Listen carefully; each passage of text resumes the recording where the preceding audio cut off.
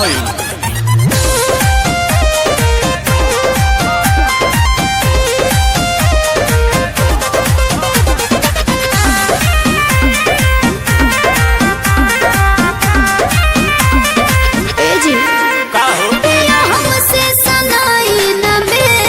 काहे ना सनाई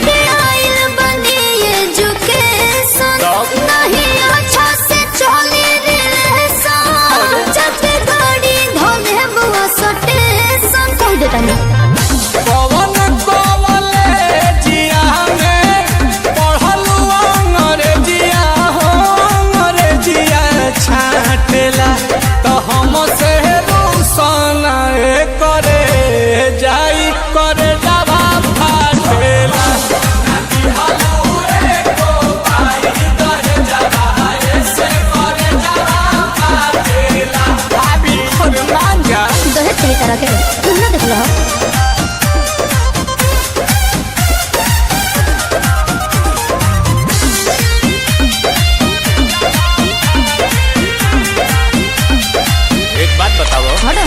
नाराज काहे होलू छने पछने बियाह जब कइलू अपने पसने अरे जहन पहिले जे जहती तारा घर नहीं दिया के चूल्ही पर खाना ना बनती राजा जी नहीं चौकी पर बेला नहीं लती राजा जी हम ही मिलल का बहानी से तिहे के धनिया बेरी बेरी डांटेला तो हम से रोशन करे जाई करे जावा फाटेला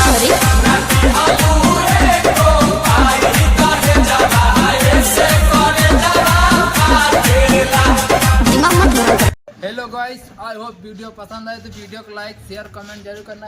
ऐसे रिलेटेड वीडियो बनाता रहता हूँ और मेरे चैनल पे नए हैं तो चैनल को सब्सक्राइब नोटिफिकेशन कर ऐसे रिलेटेड वीडियो बनाता रहता हूँ। आप लोगों का पसंद जो भी गाना हो बताओ, उस पर वीडियो बना के जरूर दूंगा। तब तक के लिए जय हिंद जय भारत।